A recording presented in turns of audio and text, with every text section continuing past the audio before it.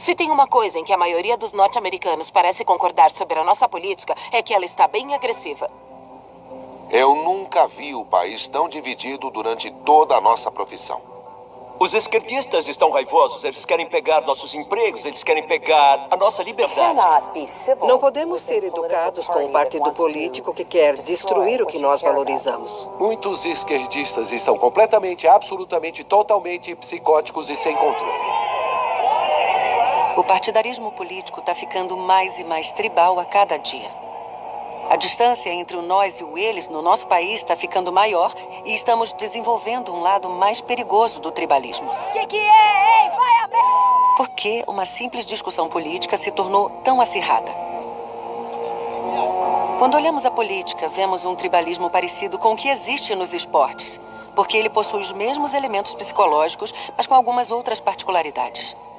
Na política, as nossas filiações são, pelo menos em teoria, baseadas em nossos ideais. O Partido Republicano tem a ver com os meus valores. Mas essas filiações nos induzem a acreditar em mais coisas. Não há dúvidas que o Obama quer matar bebês. Isso quer dizer que as tribos que pertencemos pela política podem ser ainda mais poderosas do que as tribos formadas pela filiação a clubes esportivos. Eu me considero uma democrata progressista. Vocês estão prontos para votar? Os republicanos estão fazendo o possível para passar uma mensagem de ignorância, mentiras, ódio. A direita quer o controle absoluto, a aniquilação de quem não se parece, fala ou pensa como eles. Esse partido que está aí agora não é o Partido Republicano.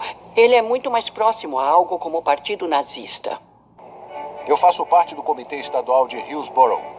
Eu sou um conservador libertário, republicano. O que os democratas estão tentando fazer há um tempo é transformar a política na arte do assassinato político. Eles nos chamam de racistas, nos chamam de tudo que é nome. Esse é um dos motivos porque temos tanta afinidade com o presidente Trump, porque ele nos defende. Quando alguém nos provoca, nós temos que revidar.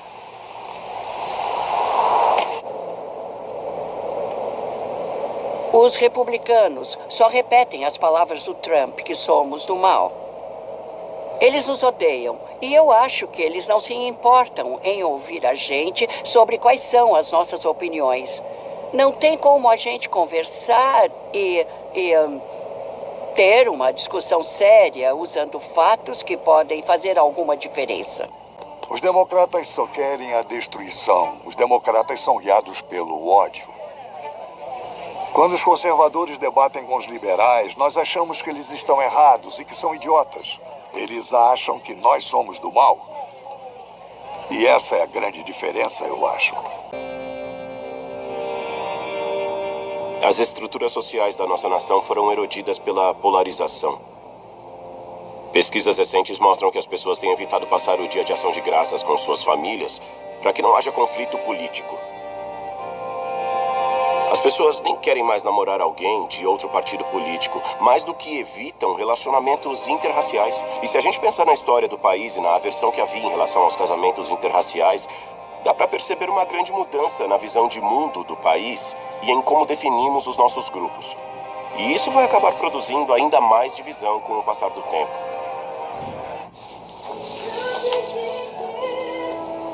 Nós vimos como a psicologia tribal influencia a estrutura política partidária.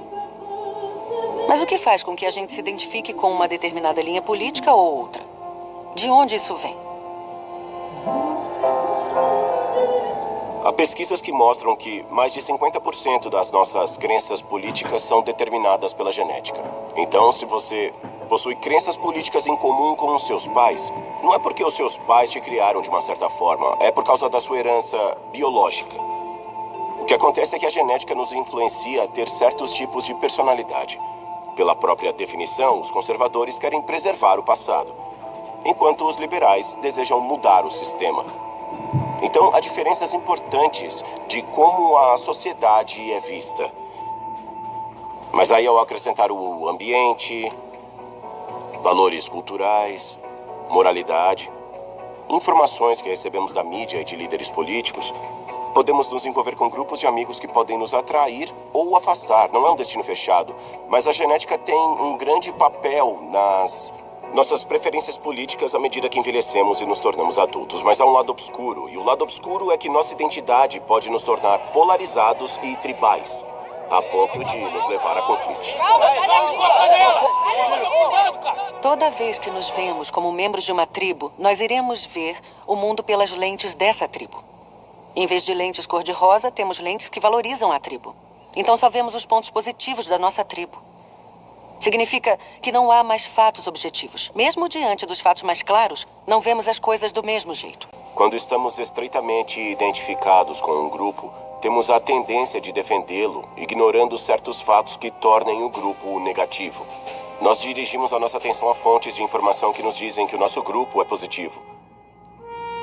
Mas isso é um problema, porque os nossos preconceitos e ódio pelos outros grupos nos tornam suscetíveis a fake news, e à propaganda e ao conflito.